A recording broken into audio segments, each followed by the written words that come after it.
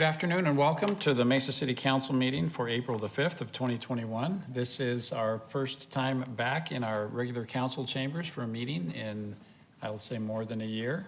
So this is a nice, we all welcome the opportunity to be back live and in person. I'll note for those who aren't here that we do have continue to have a policy of requiring masks in city buildings, and so everyone who is present at this meeting is wearing a mask with the exception of those of us who are separated from one another with these plastic devices. So we are continuing to do our best to be hygienic in the way that we meet together. I'll note that Mr. Heredia and Mr. Thompson are absent and excused from this meeting. And remind everyone that's participating today that during this council meeting, we are taking comments both over the telephone and the internet. You can find multiple ways to participate on the first page of the council agenda. Additionally, if you want to speak, you should submit a blue card 1 hour before the meeting. Again, you can find that information on the first page of the agenda and at mesaaz.gov/blue card. We will begin our meeting this evening with an invocation offered by my friend, Pastor Sherman Fort from the Word Church. Good to see you, Pastor. Welcome.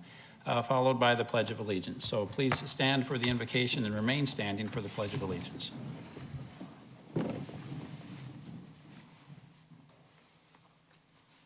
Good evening, Mr. Mayor. Let's pray together. Thank you for the opportunity to pray tonight.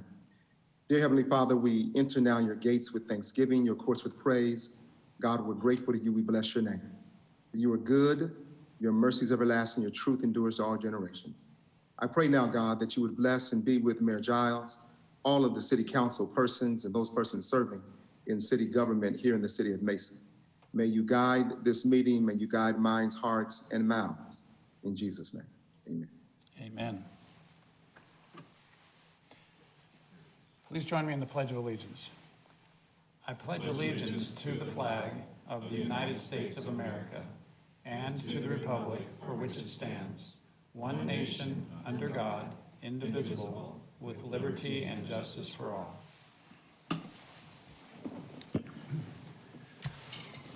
Well, thank you. Thank you for your prayer, Pastor, and it is good to be back live and in person with my colleagues. The first item on our agenda for this meeting is awards and recognitions. We'll begin with Dr. Annapurna Ganesh with First Things First, Southeast Maricopa Region, who will be accepting and speaking on the Week of the Young Child Proclamation. We're honored to issue this proclamation, and Dr. Ganesh, thank you for the great work that you do for the youth of our community. Would you like to share some thoughts with us? Good evening, and thank you, Mr. Mayor. On behalf of the early childhood community, your vision, passion, and dedication to Mesa's youngest children is very much appreciated.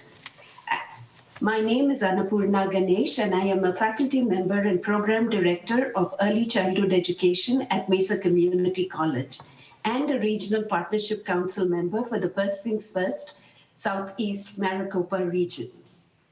As Arizona's early childhood agency, First Things First is the only state-funded source dedicated exclusively to the beginning of the education continuum.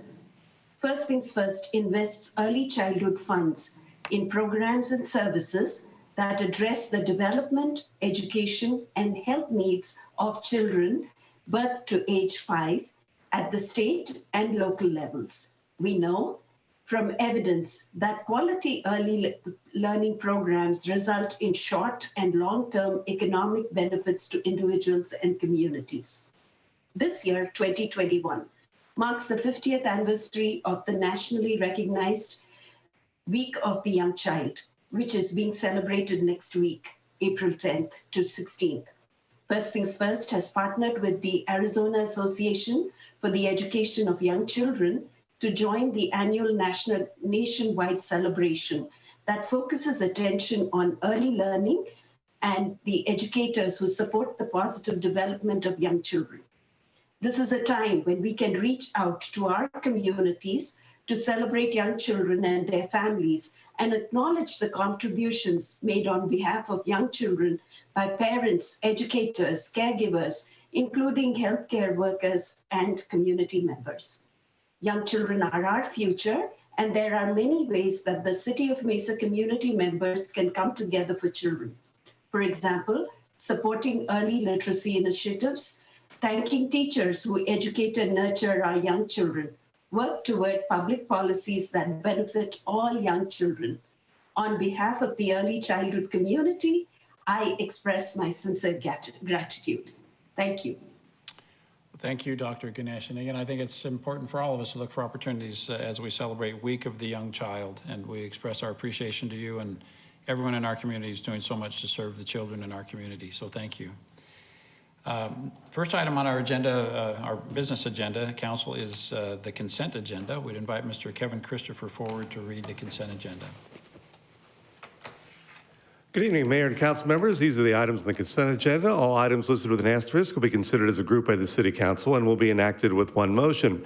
There will be no separate discussion unless a council member or citizen requests, in which event the item will be removed from the consent agenda and considered as a separate item. Item 2, approval of minutes of previous meetings as written.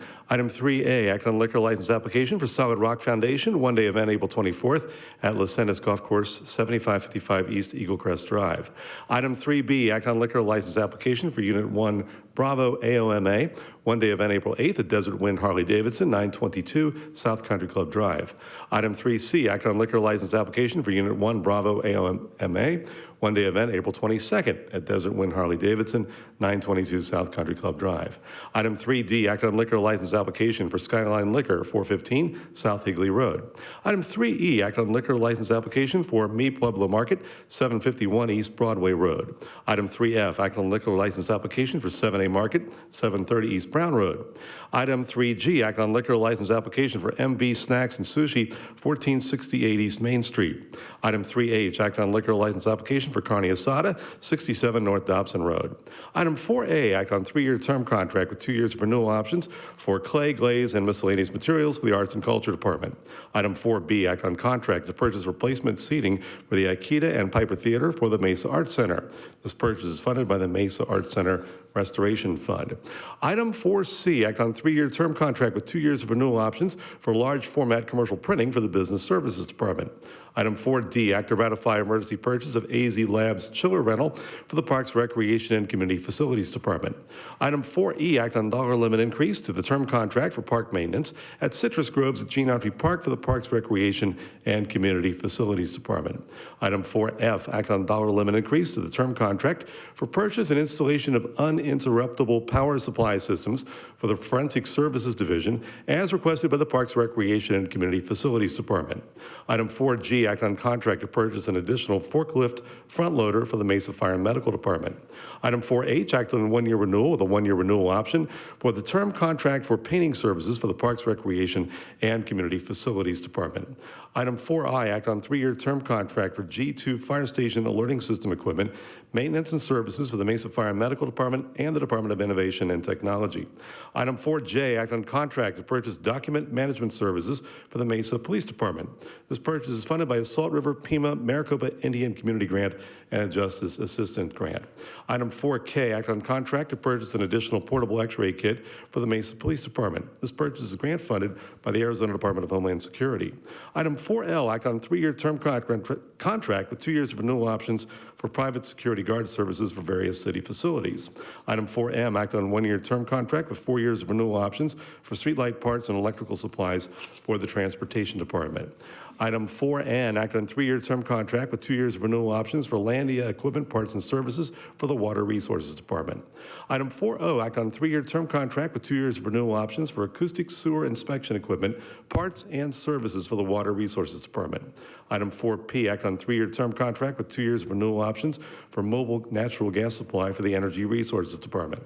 Item 4Q, act on 3-year term contract with 2 years of renewal options for gas meters for the Materials and Supply Warehouse for the Energy Resources Department.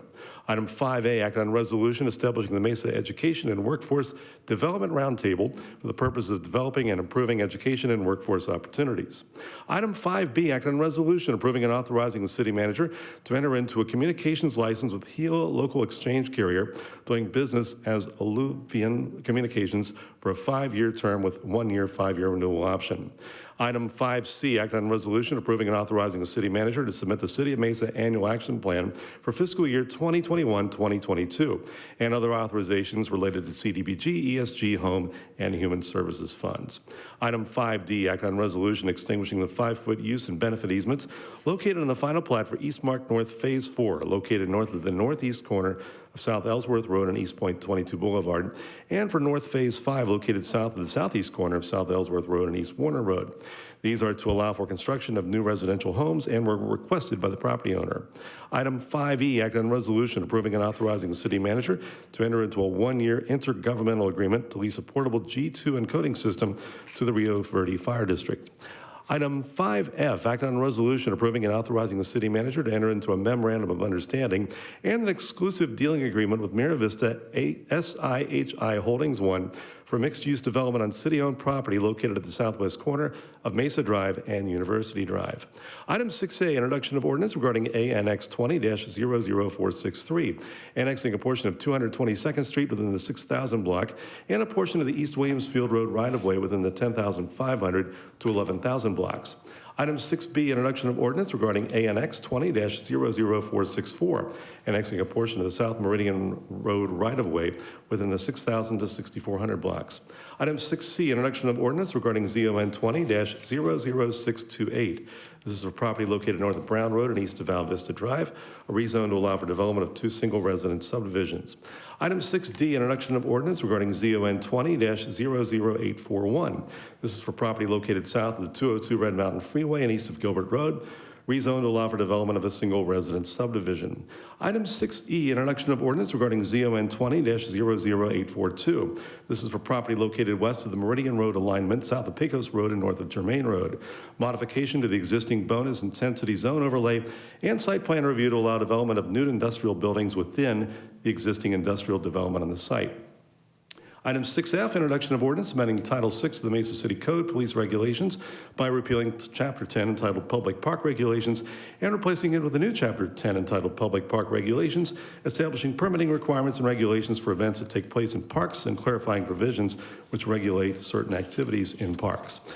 Item 7A, act on ordinance regarding ANX 20-00242, annexing property located north of Pecos Road and east of Ellsworth Road. This request was initiated by the applicant. Item 7B, act on ordinance regarding ZON 20-00846. This is for property located east of Ellsworth Road and north of Pecos Road, rezoned special use permits and site plan review to allow for development of a recreation facility. Item 7C, act on resolution approving and authorizing the city manager to enter into a pre-annexation development agreement with Pacific Proving LLC and Legacy Cares Incorporated for development of a recreation facility known as Legacy Sports Park on property located south of East Williamsfield Road on the east side of Ellsworth Road. Item 8A, act on subdivision plat Parkside Villas located north of Brown Road and east of Greenfield Road. Item 8B, act on subdivision plat Cadence at Gateway South located east of Ellsworth Road and south of Ray Road. And item 8C, act on subdivision plat Cadence at Gateway North located east of Ellsworth Road and south of Ray Road. Mayor and council members, these are the items on the consent agenda. Thank you, Mr. Christopher. Ms. Mickelson, have there been any requests, any blue cards filed on any item on the consent agenda? Mayor, there was a late card received for item 5C. The speaker did not wish to have the item removed from consent, but did have some comments to read into the record. Okay, why don't you go ahead and do that at this time? Sure. The speaker is Emily Deans. She states, "Good evening. I am submitting this comment on behalf of the 21-22 CDBG funding request from Boys and Girls Club of the Valley. BGCAZ has 2 Mesa clubs, Mesa Grant Woods on 6th Avenue and a school-based site at Stevenson Elementary, and has enjoyed a great partnership with the City of Mesa for many years. Thank you. The funding recommendations that were presented at March's council meeting suggested that BGCAZ is not recommended for funding on their 21-22 CDBG requests due to 3 awards in progress not completed. We respectfully ask the council to reconsider this funding request and not penalize BGCAZ for the delay in projects being awarded, implemented, and executed for reasons out of our control. The City of Mesa Community Services team and BGCAZ have been in correspondence for several months to get to the bottom of the contract project delays since the 2019-2020 award and have discussed a plan to move forward and execute contracts with the previously awarded CDBG projects. We are happy to discuss this further at another time. Thank you for your time and consideration of this request and for your continued support. Okay, thank you. Mr. Brady, I see you talking with your staff. Our understanding is there's multiple rounds of funding, and some of those who didn't receive funding in this round, they're still being considered in other rounds. Is that? Yeah, Mayor and Council, that could be the case. I think one of the concerns that the note, she recognized that we made the notation that she has projects underway. And that's a challenge for us because, as Council recalls, each year HUD looks at our spending, what's it called? Spending? Our 1.5 spending ratio. 1.5 spending ratio. And so for us, it's hard to keep allocating dollars. And we recognize it may be a contractor who's not getting the project done, but it's difficult for us to continue giving funding to groups that haven't spent the money before, and we have other groups that have spent it. So it's not that the projects aren't valid or good, but it's just our way of kind of having to try to move on until we can get money spent. So that was a primary reason for the project not being funded this year. Okay. But as you say, Mayor, as we look at additional funds coming in from the federal government, may there be opportunities to pick up projects like that. I don't want to guarantee anything, but that reasoning, that was a justification for the not funding this, because we really do look to make sure agencies have spent the dollars that they've already been allocated, so it doesn't, to motivate them so it doesn't hit our spending, the amount of money we have to get spending out the door so we don't get penalized. Thank you. I suspect it'd be fair to say that she'll be hearing from our staff. Sure, we can explain that to her, sure. Thank you, Mayor. Thank you. Those are that's the only blue card that was filed, and again, that individual did not ask that the item be removed from the consent agenda, correct? That's correct, Mayor. Okay. Thank you. We do have a motion made by Mr. Luna, seconded by Ms. Spilsbury. Council, please vote on the consent agenda. Thank you. That passes with 5 ayes and 2 absent, so that passes unanimously. Next item on our agenda is item 9A, which is to discuss and take action on zoning ordinance 20-538 for property located south of the 202 Red Mountain Freeway on the west side of Alma School Road. This is a modification to the planned area development overlay and amending a zoning condition to allow development of a new office building and parking garage with an existing office development. We have had multiple presentations on this case previously, and this is a continuation from the hearing at our last council meeting. I think maybe to come up to speed on what may have occurred over the last couple of weeks, why don't we start with an update from our planning director, Nana Apaya. Nana. Mayor, Council, after the last meeting, we've been meeting with the community. We've also met with the developer, and through that conversations, there's been 3 changes or 3 additional information that has been given to staff. Number 1 is a good neighbor policy. So with a good neighbor policy, basically what it addresses is the landscaping plan, how the landscaping on the site will be maintained.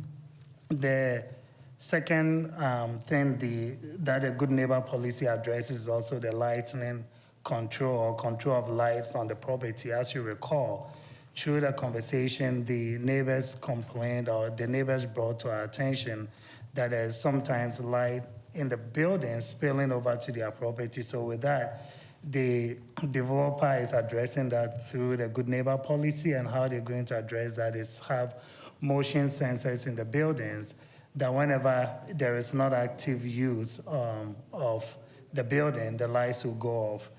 And then the third part with that is also lighting controls in the parking garage. What the applicant or the developer is proposing through the neighborhood good neighbor policy is to have the lights in the garage basically going off or dimming whenever there is no active use or when there are no vehicles kind of circulating through the parking garage.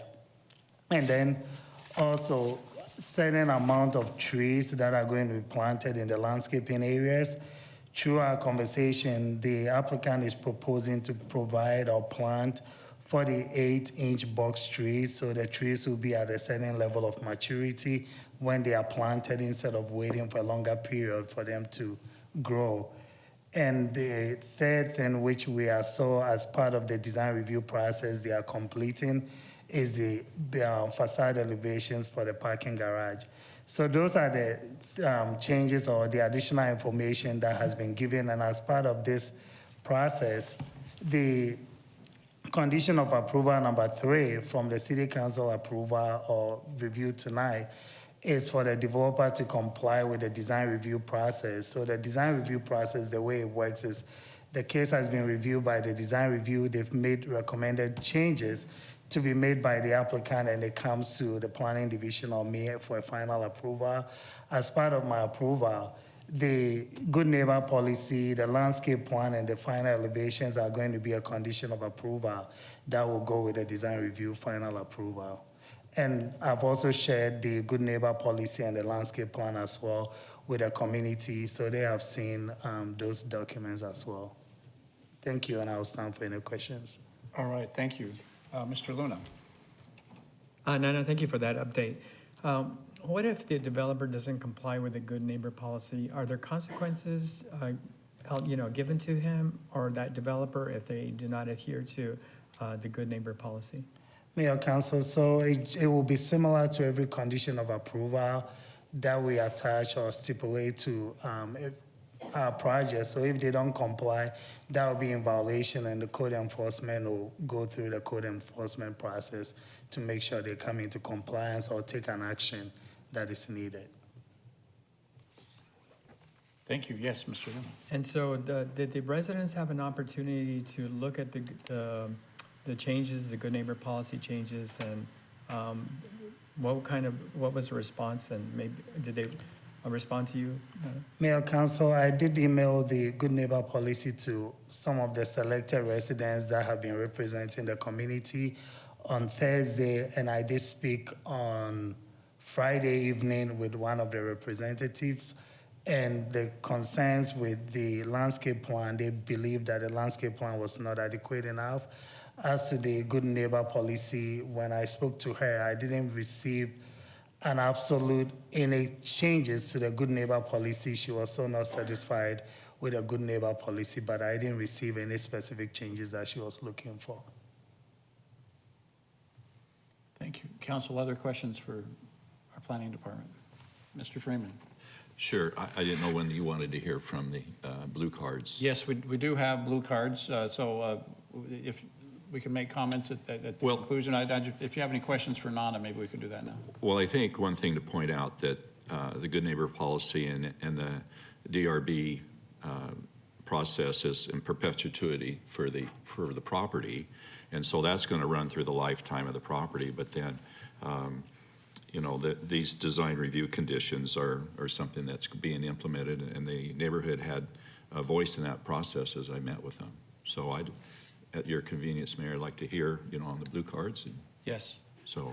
Right, and we did have some discussion on this item on Thursday, and I was, at that point, I said, I hope we duplicate this conversation so the neighborhood has the opportunity to hear some of this conversation. And so just to reiterate, Nana, what you told us on Thursday, you have to, the design review case, you can send it to the design review board with stipulations, and the stipulations that you would impose on it would be these 3 items you talked about, the landscaping, the more robust landscaping package, the control, the lighting control on the building, and the lighting control on the parking garage. Those would be additional stipulations that would be part of the design review approval. Is that correct? Mayor, Council, that is correct. And so that, and as Mr. Freeman was indicating, that will run with the project in perpetuity, so that 10, 20, 30 years from now, that those requirements would still be in place and are part of the city case. Mayor, that's correct. And in addition, there will also be a condition of approval that whenever the contact, because the good neighbor policy has certain phone numbers, and that will be part of the condition that whenever those changes, they will have to submit new information to update those contacts as well. So yes, it will run in perpetuity with the development, but whenever there is any new additional contact information changes, those documents will be updated. Okay. Mayor, Yes, Mr. I may add, so, our planning director will weigh in. He'll be the final approval process, which is important for this, and it'll include the conditions for the developer to comply with this. And as I understand it, the developer is, completing revisions to the elevations to the garage. And with that said, as he does, I've reviewed some of them, the current elevations, and I expect the developer to improve the quality of the elevations, and I've driven around to some of the local parking garages, and there's quite a bit of variance, but in the look of the garage or the elevation, so there's some tweaking that can be done there. And I think it's worthy to note that Nana, Mr. Apia, will carry that forward and make sure that the developer meets the standards that we're requiring for the developer. And if they don't, then they cannot build the project, or at least they cannot build the garage. Is that correct? Or will they help me out there? Mayor, Councilmember Freeman, that is correct. So the design review conditions of approval will be binding to the development, and they have to meet the elevations that basically through the DRB process that will be approved. They have to conform to that, unless they cannot develop the project if they don't conform to those standards. Okay. Yes, Ms. Pillsbury. Is the good neighbor policy a legal document? Is it something that lasts for years to come? And even if the neighbors change or the developers change, I think that was discussed a little bit on Thursday morning after I left.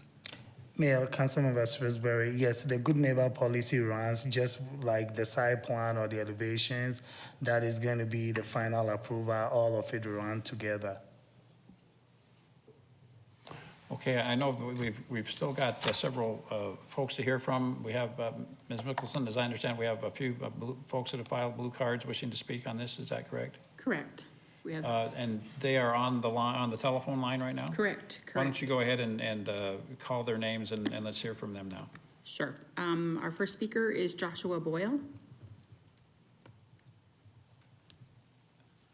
Mr. Boyle. Yes, hello. This is Joshua Boyle. I'm wondering if Janice Jakes could go first, actually. I think she kind of has an introduction on behalf of the neighborhood. Sure. Yeah. Janice Jakes, are you on the line? Might want to give her a minute to get her on. Yes, I am. Yes, I am. Can you hear me? Yes. Great, thank you. My name is Janice Jakes. I live at 1318 West Mountain View Drive. It's been a long, hard ride for the Country Club Heights neighborhood. We've done our best to understand the system that City of Mesa has in place, navigating the Zoom meetings and the process from DRB to P&Z to City Council.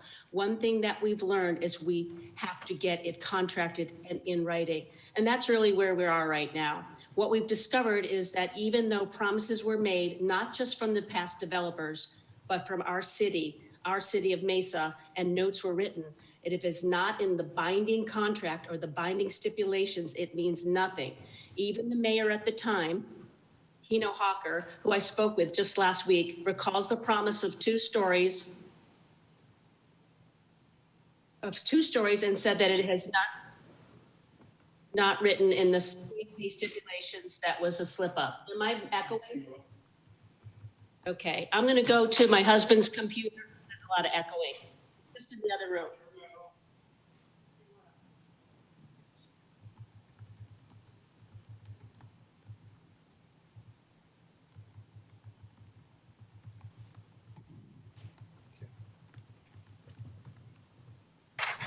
Sorry about that. Can you hear me?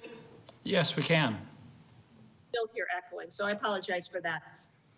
So what I was saying was Keno Hopper mentioned that the promise of 2 stories and said that if it was not written in the P&Z stipulations, there appeared to be a slip up. That is why it is so important that our thoughts are heard about the concessions that the developers propose.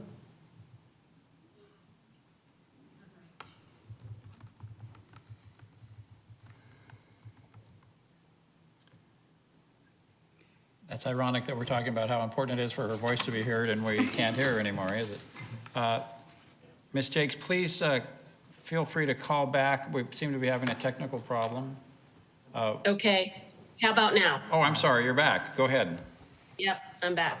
Okay, I don't know where I left off, but so It's important to hear your voice. yes, I heard your comment on that. That is why it's so important that we hear our thoughts or heard about the concessions that the developer is proposing. It wasn't until Thursday evening, April 1st at 6 p.m. that this proposed good neighbor policy was put into our email inboxes, and the core Country Club Heights neighborhood team has hustled to review it and write down our own thoughts of what we would like to see. Can everybody hear me? Can you guys hear me? Yes, we can. Okay, thank you. The proposed concession plan was very much not acceptable to us. Why? There's no mention of screening, the types of trees, the maintenance of landscaping, the lighting, which you will see later with some pictures, and I believe my husband's presentation will be very intrusive as shown. No height restrictions or future height or growth restrictions. The developer has a lot of added ground level landscaping that appears to show good faith as was not originally there. Fact is, this does not make a difference in our argument from the start.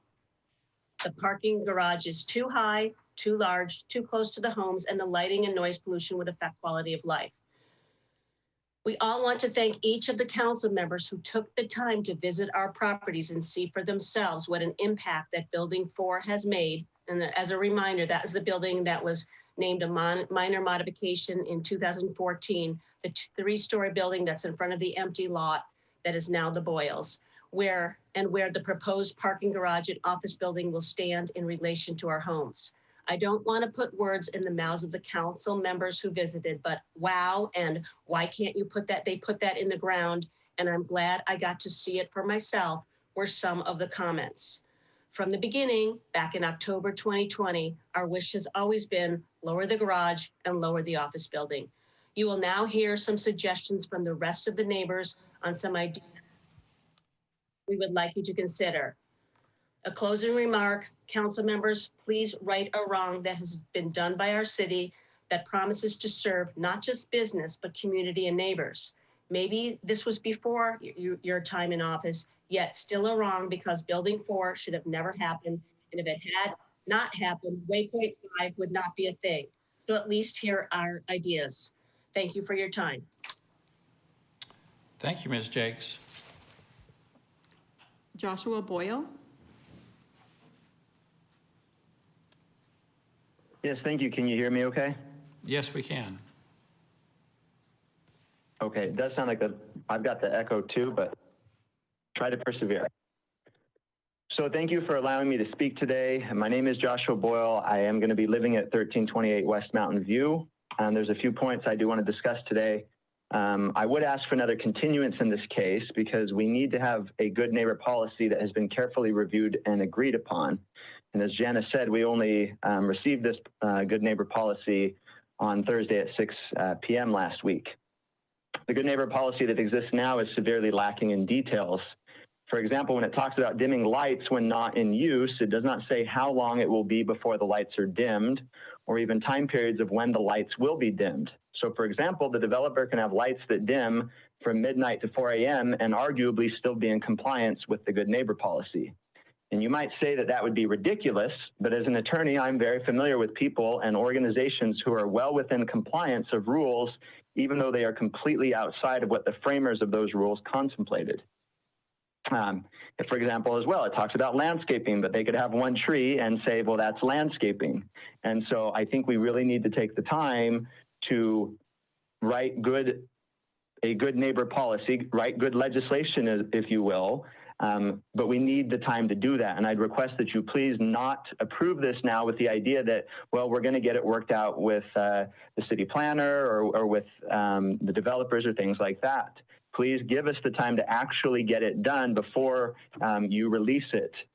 So I'd also point out, we're calling this a good neighbor policy, but in reality, it is a bad neighbor policy. If you approve this project, you are inviting a bad neighbor into our neighborhood. And let me be clear, I'm not referring to the developer's representative, attorney, who seems to be genuinely kind and affable. I'm referring to the developer who has purchased this land and who wants the project their way. This developer is not interested in Mesa long-term, because if they were interested in it long-term, they do underground parking because that actually makes the most economic sense for them. They would get 5 more years of service life from an underground parking garage, which would pay for any additional costs of construction. So this is a project that the developer can build, sell, and make some fast money on. And Mesa has a lot to offer, and this site has a lot to offer. It's very close to 2 major freeways. It is a wonderful development, and let's make no mistake, it has some of the best sushi in the valley at Makito Sushi. So it can also be close to some of the most wonderful neighbors in the neighborhood to the south. We would love to be good neighbors, but we'd like a neighbor who wants to work with us and wants to actually invest in something we can both be happy about. We were an afterthought to these developers. They would have as soon not had anything to do with us, and every concession or compromise that they will talk about is the bare minimum they are willing to do, and is made possible because they're removing solar panels and a part of the top floor of the parking garage. So they're willing to make concessions because they're actually saving money by doing it. We're the 35th largest city in the United States. We're larger than Atlanta, larger than Miami. We are larger than New Orleans, and we're growing faster than all but 5 of the cities ranked higher than us. So we should want developers who are interested in Mesa long term. We have a lot to offer to developers. We can and should require developers to actually work with neighbors and neighborhoods. And while the developer of this project can say they've worked with us, what they've actually worked to do is get us to accept what they want and to get you to think that they've worked with us. What I want you as a city council to understand is that if you approve this project, you are forever changing the historic nature of our neighborhood. It would be like tearing down a row of houses on Grand and adding a block of Soviet concrete apartments. And literally, this is a parking garage that looks like a block of Soviet concrete apartments. So you can say this is progress and this is about jobs, but please understand what you are doing if you decide to do this, and please take responsibility for it. Thank you. Next speaker is Shauna Boyle.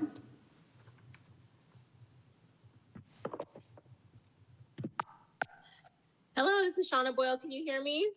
Yes, we can. Okay. Enjoy the echo as well, I guess. So as you've heard, the fact is the good neighbor policy drafted by the developer is a start, but not near the specifics that we need documented. Here are issues and negative impacts that will occur from this facility.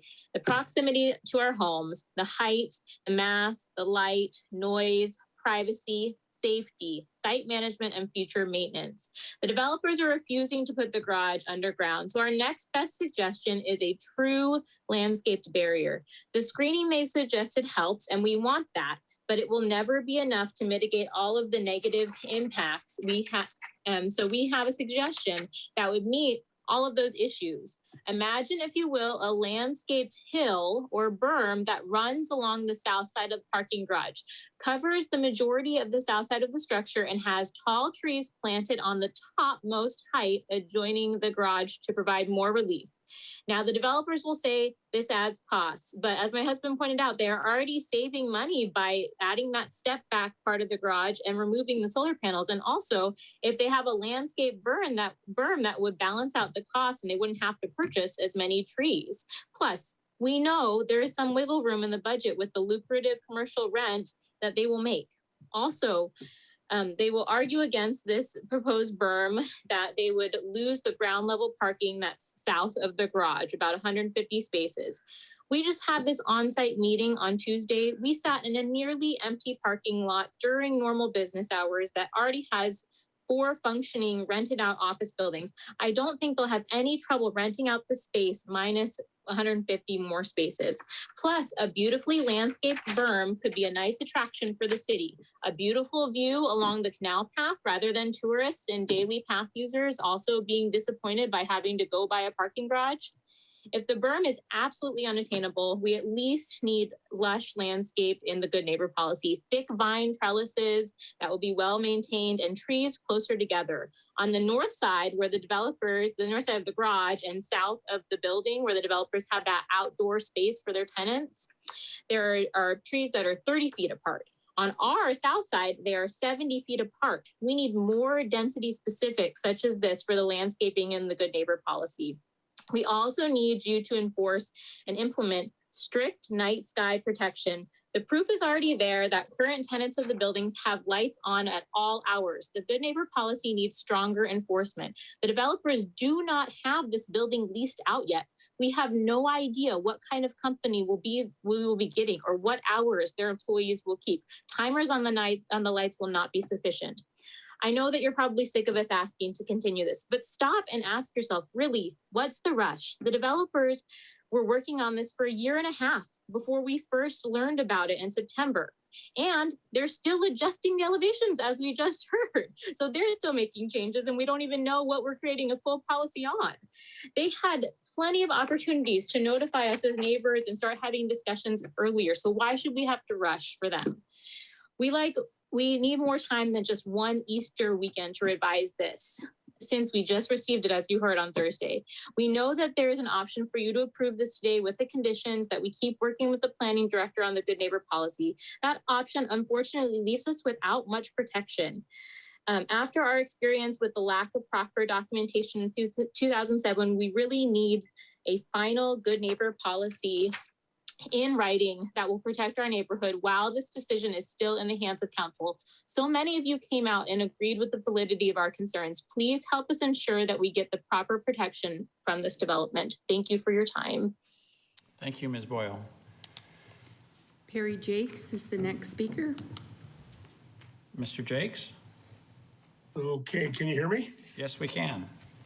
Okay, Perry Jakes. I live at 1318 West Mountain View Drive.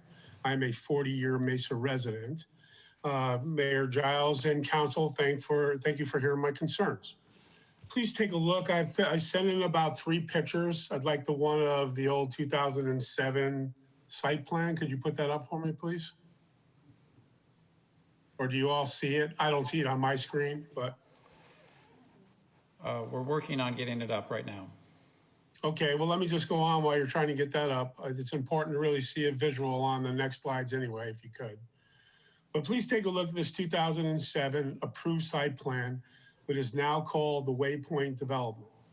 This original site plan had a total of 443,000 square feet of office space with plenty of surface parking for its Class A tenants. Thank you for putting that up. I see it now.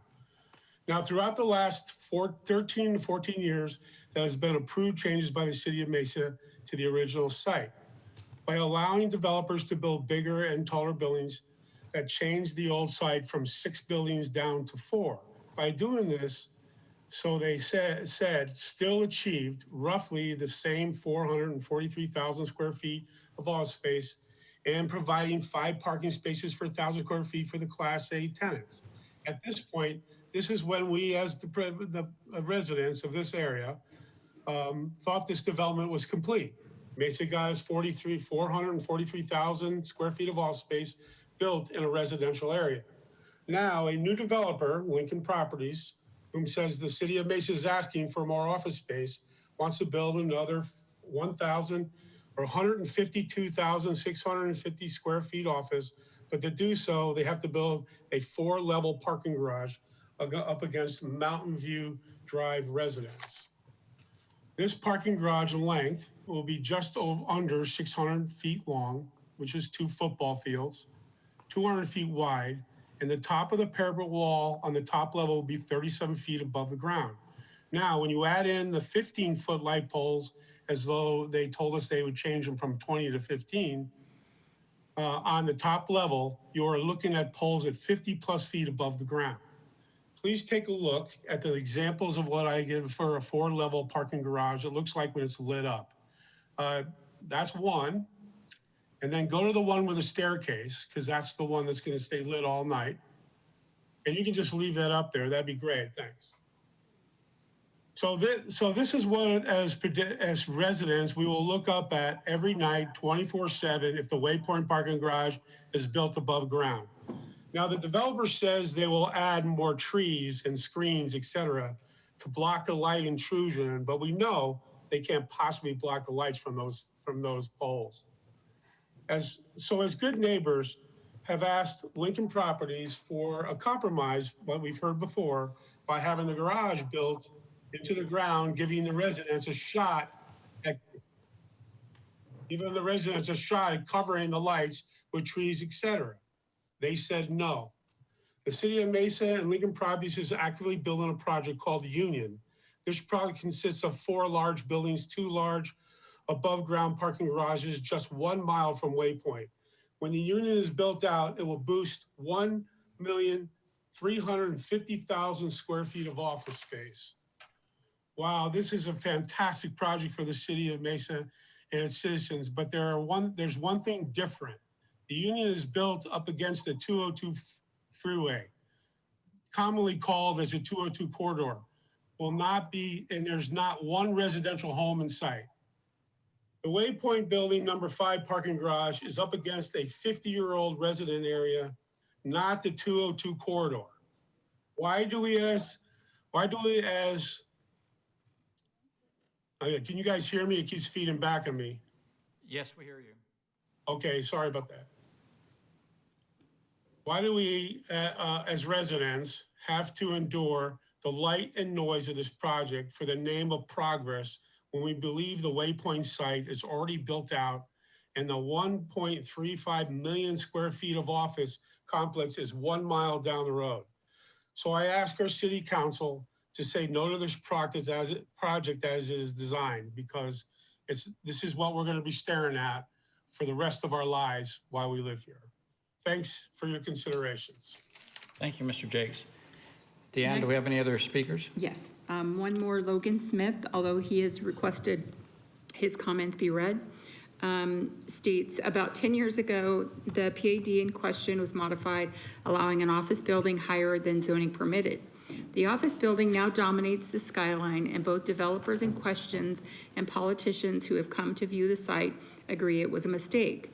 Rather than learning from this mistake, the developer in question and seemingly the politicians who make permissive decisions seem to eagerly pushing forward to make it again. There is an easy, cost-effective solution to allow the garage and prohibit its height, an option that the developer continues to scoff at: build a below-ground garage. Marshall & Swift is the Kelly Blue Book of real estate construction. It provides expected cost per square foot as well as expected depreciation.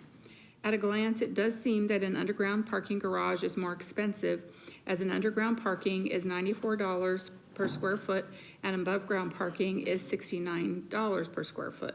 However, when you consult the depreciation tables, an underground parking garage has an estimated economic life of 45 years, compared to an above ground parking garage having an estimated economic life of 40 years.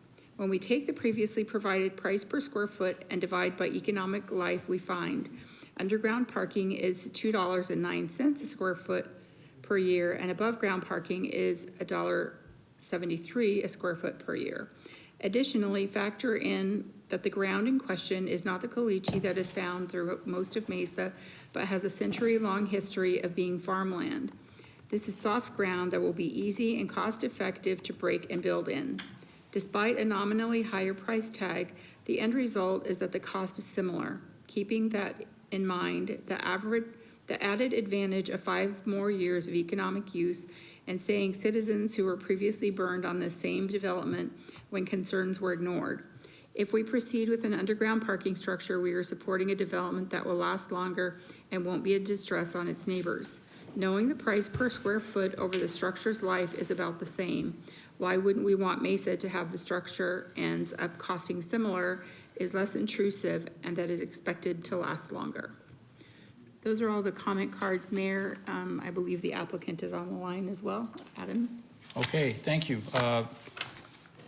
Mr. Baugh, do we have you on the line as well, the applicant's zoning attorney?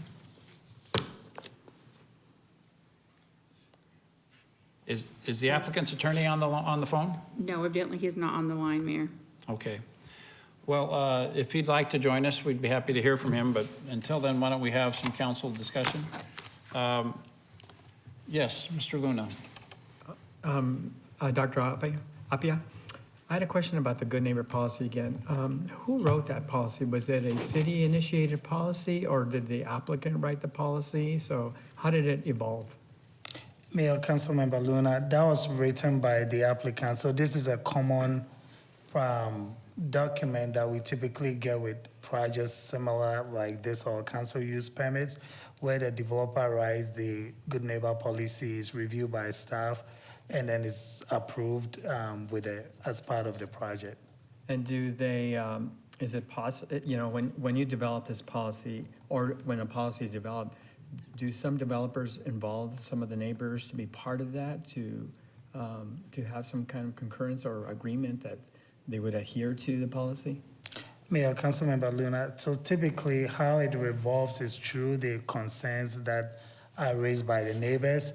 They basically take those concerns and put that into the good neighbor policy to address those concerns. And another question I had relative to the structure itself. Of course, many of the neighbors would like that structure to be built underground. And the position of the developer is currently not to do that. And can you describe what's going to be happening relative to that? Mayor, Councilmember Luna, so we've had several discussions with the applicant, and that's something that I will defer that to the applicant. One of the things we review to look at is the zoning requirement for the planned employment park. The planned employment park does not have absolute restriction on height. The project is reviewed as part, the height is reviewed as part of the project. And also we look at massing. So I know there's been a conversation about massing.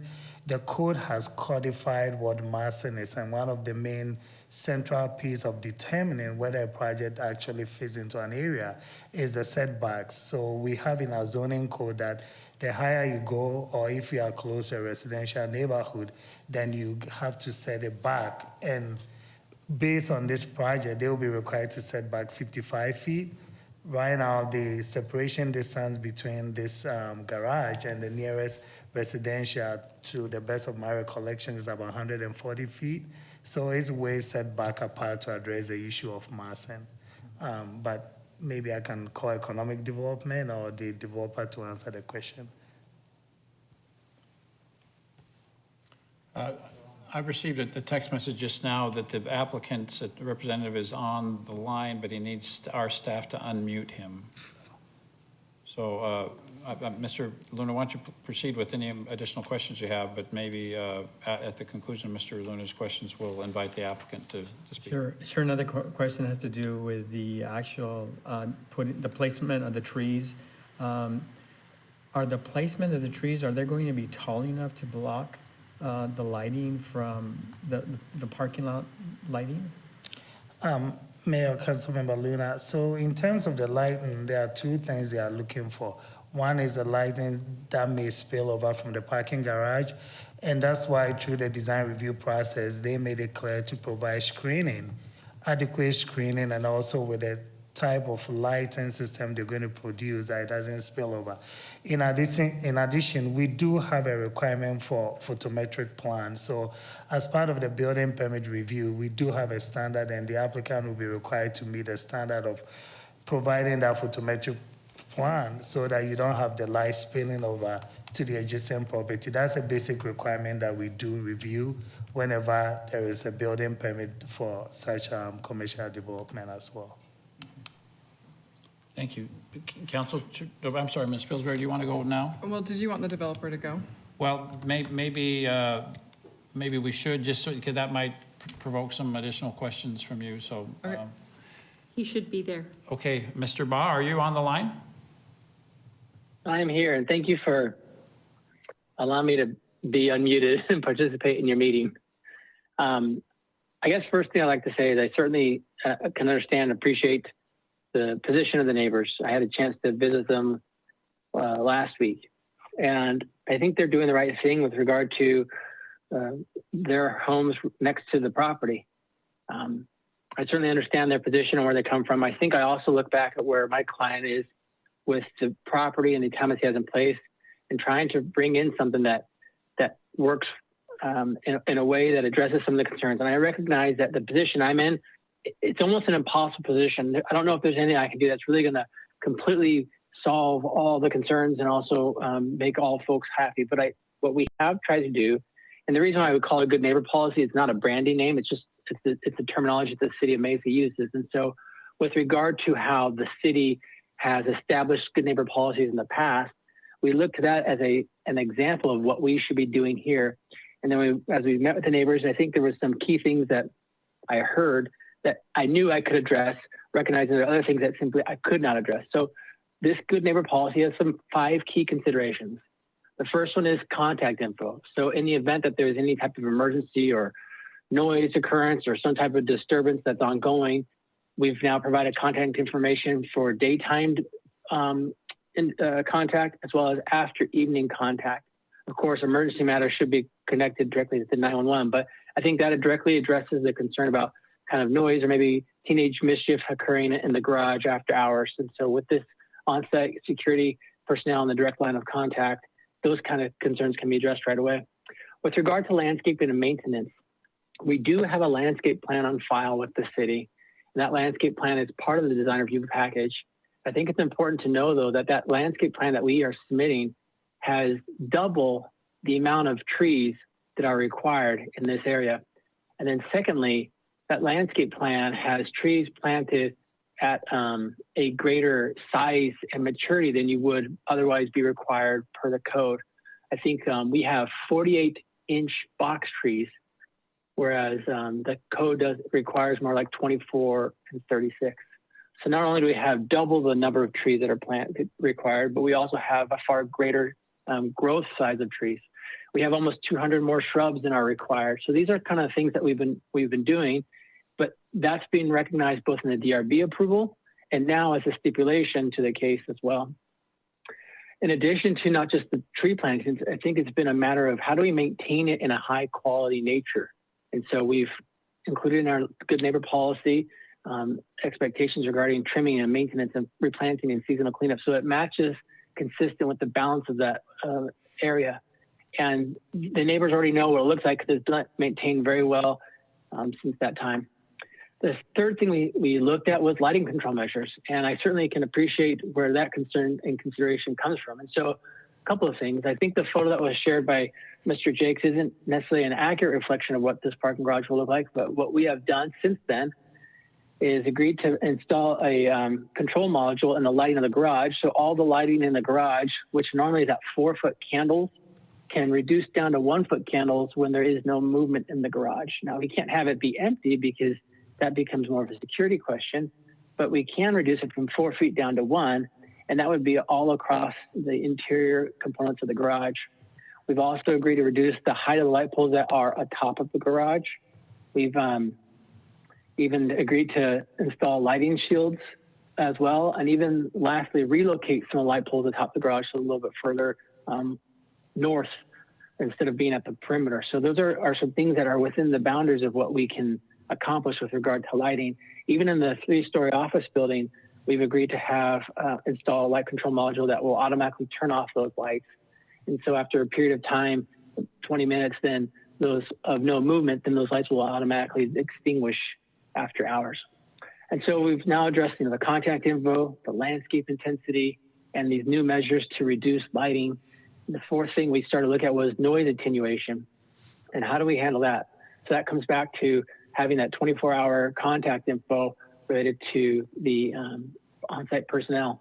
I think one thing that we will do is agree, I don't know if it was mentioned as a condition or not, but of course we're agreeable to updating that contact info if there's ever a change of ownership in this process going forward. So that way, because this good neighbor policy becomes sort of, so it runs with the land in perpetuity, we'll also have this expectation through the stipulation that these contact.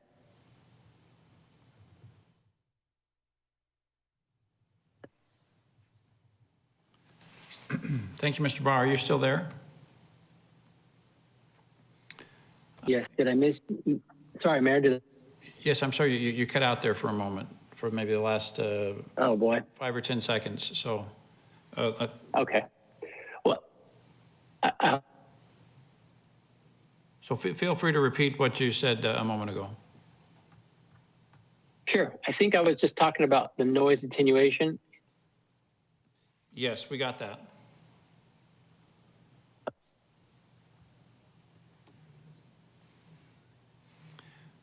But we can't hear you any right now, Mr. Baugh.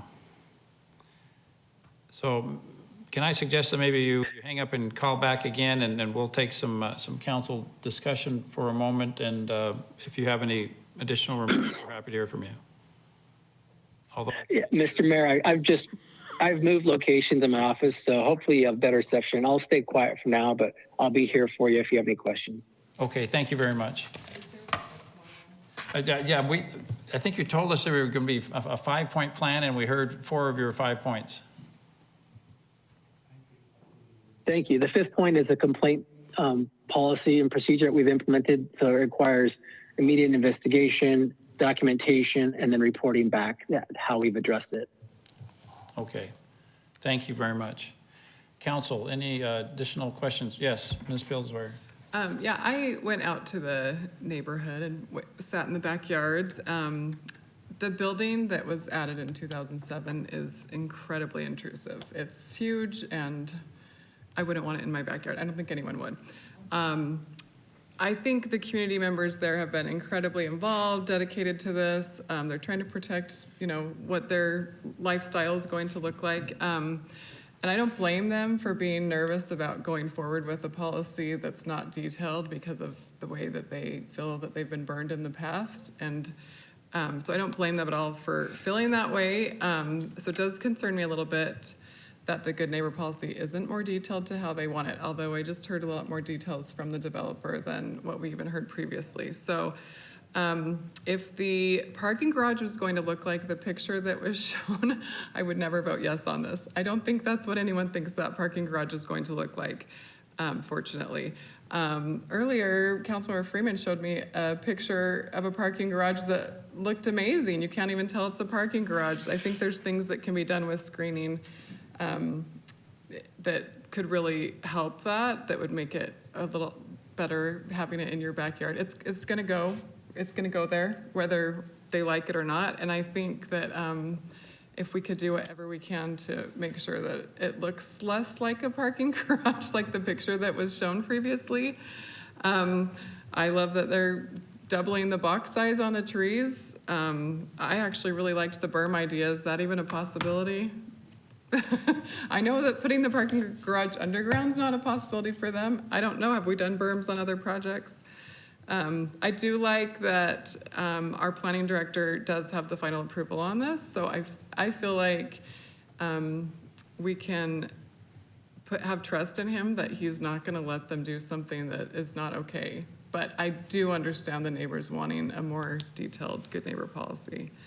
I'm still trying to figure out this balance between economic growth versus the neighborhoods and their rights. But I mean, I know that if a property owner owns a property and it's zoned for that and they want to build on it, they should be able to have the same rights, and their rights are as important as the neighbors as well. So I see all sides on this, but I do, again, want to emphasize that a more detailed good neighbor policy would probably be more ideal. So, Mr. Ba, to that point, you've heard the neighbors indicate that they got this Thursday evening, would like the opportunity to flesh out the details more with you, issues like the hours of the lighting. Do you have some additional time that you could give to the neighbors to work out the details of this good neighbor policy? Yes, Mr. Mayor, I'm very willing to meet with them. For the sake of this case, we would like to advance it forward and not continue it, but it doesn't mean that the discussions can't be ongoing. And if they would like to meet to talk about the hours of when that, that type of lighting and then dimming mechanisms and how long non-movement can occur before they dim, those are all things we're open to discussing. We met on, I believe, Tuesday. I created a good neighbor policy Wednesday, revised it Thursday, and so it's going as quick as our most recent meeting. But I believe something like this is going to require ongoing communication with us, irrespective of the outcome of this meeting, and I'm happy to maintain that dialogue moving forward. It sounds like they're actually, they complain they don't have the details of the landscaping plan. It sounds like there actually is a very detailed landscaping plan that perhaps they haven't received, but the city has it, and I'm seeing pictures of it. The hours of lighting, is that a proposal that has been put forward in writing at any point? Mayor, council members. I think Nana's going to address that to Mr. Ba. Yeah, Mayor, council members. So the landscape plan was part of the documents that I did email to the neighbors. So we do have a detailed landscape plan. And with the lighting, the neighborhood policy, actually, those are controlled by motion sensors.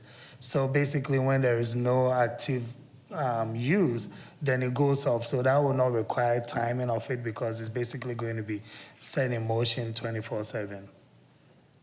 Okay. Yes, Mr. Freeman. Thank you, Mayor. With all due respect with the comments, I think that I'm going to weigh in and just ask for continuance. I think that'll be good. I think there's a lot of questions in respect to the neighborhood. I know Mr. Bob may not want to hear this, but I think another 2 weeks, or when is our next scheduled? So in 2 weeks, it gives us enough time to flush some stuff out, and especially during the good neighbor policy, it allows some continuance with the neighborhood dialogue. And just, you know, this is a planned employment park, and they have the authority to build these buildings in here. And I think it's just like any other development that we have at the diocese. Plans change and they move forward, and the right of the developer to come forward and present this to us in this site plan. As I look at the different site plan from 2007, 2008, 2014, the different options, it's not that far off.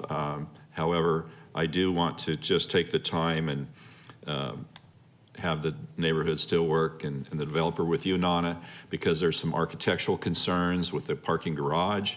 And as I visited the Phoenix Biomedical Campus by the Tempe Arts Facility, Mr. Ba, you might want to go by that and check that out. That is a beautiful design. It hides all the lighting issues. I'm not going to say 100%, but with the landscaping that would come forward, with the more mature trees, and that they're planting, it can be improved architecturally and look better. So with that, I'm just going to ask my colleagues and perhaps for a continuance, and we'll work through this, and I would feel better about this at this point. So unless the Vice Mayor wants to weigh in, your turn. Okay, yeah, I agree with the continuance. A couple of comments I would like to make is Ms. Jakes talked about future height restrictions, and I understand that this is the final phase of this development, the building and parking structure. Is that correct? Or is it? Mayor, Councilmember, Vice Mayor, that's correct. This is the final stage of the development. Okay. And then some comments about the landscape plan. The landscape plan is included, you said, with the Good Neighbor, what you had emailed on Thursday? Mayor, Vice Mayor, that's correct. And is it the same as what we have in our submittal documents that are uploaded? What do you have? So, no, there is additional information. Basically, it's a well improved than what you have. Great, great. So I assume that Mr. Baugh is working with a professional landscaper who can maximize the screening of the garage, as you had mentioned, Councilmember Freeman, and making sure that they can do everything possible. The landscaping on the current plans, I think, could be improved. I'm glad to say there's a few revisions, and the trees seem to line up, and there's gaps in between, maybe something. Anyway, we'll let a landscape professional address that, but I think there's maybe some more things that can be done on the landscaping to screen it better. I think that's about all my only comments. I am in support of a continuance. Thank you. Okay, thank you. Well, I'm going to interpret then Mr. Freeman's motion as a motion, and Vice Mayor's support of that as a second, that this matter be continued until our next council meeting, April the 19th. I'm also going to encourage the sides to talk. I think more dialogue will certainly help. This plan has evolved greatly since it started. I was just looking back at my notes from weeks ago when we first started talking about it. Initially in 2007, there was a 38-foot two-story parking garage, 38 feet in height, two-story parking garage that was approved. Administratively, back in 2014, it was raised to 55 feet, I believe. Nana, help me if I'm wrong, or is it 44? Mayor, council members, the administrative site plan was approved in 2014. That was the one where they introduced or included a parking garage. And what was the height of that parking garage? That was 38 or 40 feet. 38 to 40 feet. Yes. And what we have now in 2021, we're asking for a parking garage that graduates from 26 feet up to 44 feet, which That's correct. admittedly 44 feet is 6 feet higher than 38 feet, which was what was approved back in 2014. So That's correct. And just to add to it, so the parking structure that was approved in 2014, that was a two-story structure. okay. So there has been quite a bit of evolution, and I appreciate the developers' willingness to make compromises to mitigate the impact on the neighborhood. But the more of this discussion that takes place, the better. So I'll be supporting the motion to continue to April the 19th. Council, is there any additional discussion on this? Okay, please vote on the motion to continue this case until April the 19th.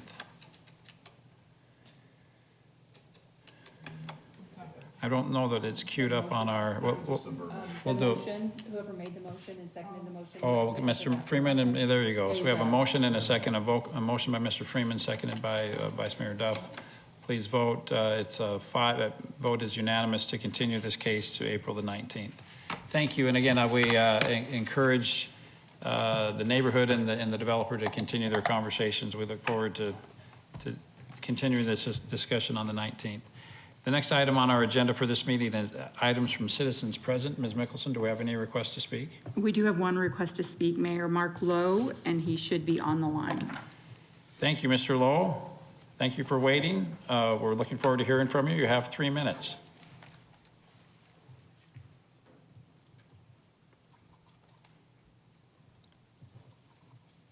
I wonder if we need to unmute Mr. Lowe. We're waiting for him to respond to unmute his phone. Okay. Mr. Lowe, if you can hear us, you might need to unmute your phone on your end.